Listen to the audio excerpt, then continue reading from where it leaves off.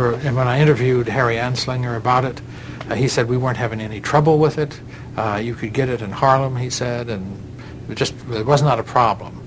But the pressure came from the Southwest and the West, where the Mexican immigrants were seen as a unnecessary and dangerous surplus population. And so there was a tremendous campaign to try to push the Mexican immigrants back into Mexico. And marijuana got mixed up in that, because there was no question that they grew marijuana and smoked marijuana. In the end, the southwestern states prevail upon Anslinger to do something. Hesitant as he may have been, the pressure is on for Anslinger to use the power of the federal government to control marijuana. Ever the bureaucrat, Anslinger changes his position and becomes a leading warrior against marijuana. The Treasury Department intends to pursue a relentless warfare against the despicable, dope-peddling vulture who preys on the weakness of his fellow man. His chief weapons are movies that express exaggerated dangers of the drug. The truth is that every reefer is loaded with immorality and bestial perversions, brutality, murder, sex crimes, insanity, or suicide. While a propaganda war against marijuana is underway, Anslinger begins working to draft a law. But what kind of law? Like all federal drug prohibition in the early 20th century, the Constitution stands in the way. He finds a way around that in a new law passed to ban machine guns. A law was passed called the National Firearms Act, which said that you could not give, borrow, or transfer a machine gun to anyone without a machine gun transfer stamp. And it turns out the government would not make any machine gun transfer stamps. So this went up to the Supreme Court on the grounds that this couldn't be legitimate taxing measure because they weren't doing anything to get the taxes. It was actually just a way to stop machine guns being distributed. The Supreme Court ruled the National Firearms Act was legal, and its use of stamps, even though purposely not available, was legitimate. Anslinger now has a model for a national ban against marijuana. Anslinger told me that the general counsel of the Treasury Department came into his office holding this decision by the Supreme Court, saying, look, we have a way to go after marijuana. Anslinger's idea to make marijuana illegal is simple. Anyone involved in its use, distribution, sale, or transfer will be required to get from the government a marijuana tax stamp. But the catch is, the government will only make a token number of tax stamps available. But can he convince Congress that a weed is as dangerous as a machine gun?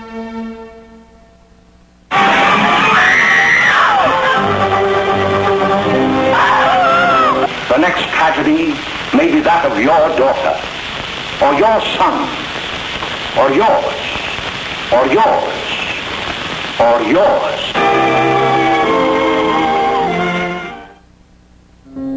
On April 27, 1937, hearings begin before Congress on the first federal law to control marijuana.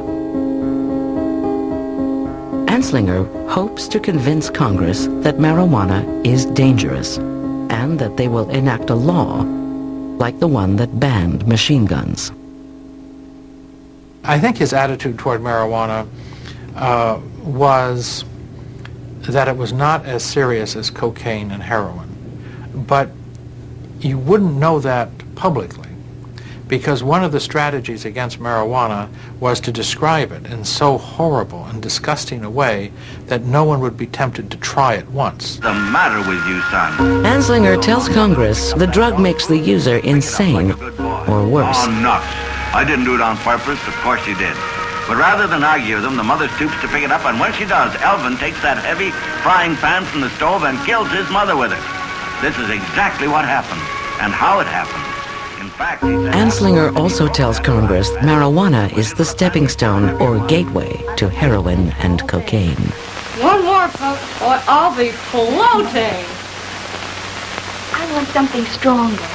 How much have you got? He adds that it is the assassin of youth. One of the cases that he was constantly presenting in these congressional hearings was the case of Victor Licata, who was a young boy in Florida who cut up his family with an axe. And according to Harry Anslinger, he did this after smoking a marijuana joint. He then went out and chopped up his mother and father. But what Anslinger omitted in his testimony, as was published several days later in the Tampa newspaper, that Licata was probably schizophrenic, and there's very little probability that marijuana was the cause and effect of the terrible crime he committed. Not a very nice thing to look at, but this is marijuana, and there's nothing beautiful about marijuana. Well, the officer drew his gun, reached for the closet door, and pulled out Victor. Anslinger tells Congress that school children are using marijuana. That assertion results in the only testimony against the law. Dr. William Woodward of the American Medical Association testifies that for all the complaints about marijuana's danger to school children, there was no evidence to back it up. Congress disregards his testimony. They just attacked him viciously. They said, how can you come down here trying to interrupt us when we're trying to do something good for the American people and so forth? Well, it turns out their argument with him had nothing to do with marijuana. They just chopped him into pieces and verbally excoriated him in front of this congressional hearing and then lied about what he said. Hearst follows the hearings, adding extra newspaper runs to cover the news in Washington and headlining the evils of marijuana. Across America, independent movies add to the propaganda, bombarding the public. The most famous, Reefer Madness, warns of the perils of smoking marijuana, as stated by Anslinger and Hearst. Just take a puff of Didn't come from the Federal Bureau of Narcotics, but Anslinger's bureau did endorse it. He did support it. In fact, in the opening scene, when the high school principal is talking to an audience of parents, he refers to the Bureau of Narcotics several times. On Capitol Hill, Anslinger wins. Congress passes the Marijuana Tax Act, the first federal law against the drug. The Southwest gets the federal law they wanted. After 5 days of hearings, the marijuana tax law goes to Congress for a vote.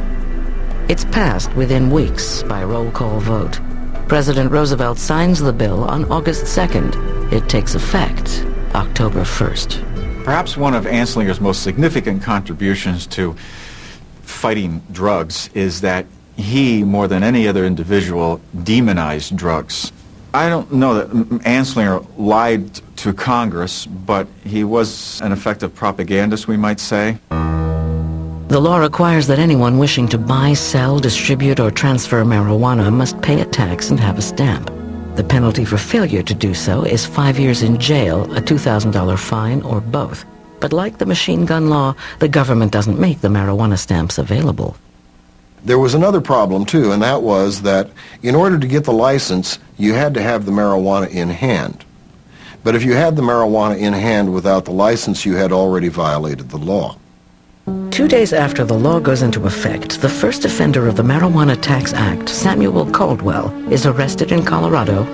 4 days later, he is convicted and sentenced to 4 years in jail and a $1,000 fine. Anslinger flies in from Washington to see justice done. So begins the federal government's effort to punish marijuana users. 1 year after it's banned, Anslinger's law runs into a powerful critic. It was none other than the mayor of America's biggest metropolitan city, Mayor Fiorello LaGuardia of New York. LaGuardia commissions a group of medical professionals from the New York Academy of Medicine to study his city's marijuana problem.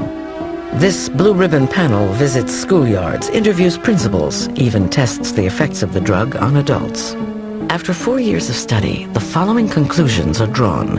Smoking marijuana does not lead to addiction. Marijuana smoking is not widespread among school children. Marijuana is not a determining factor in major crimes. Publicity concerning the catastrophic effects of marijuana use in New York City is unfounded. Ironically, LaGuardia obtained the pot used in his study from Anslinger. And then when the LaGuardia report came out, Anslinger felt betrayed. That was the end of his scientific research in marijuana as far as he was concerned.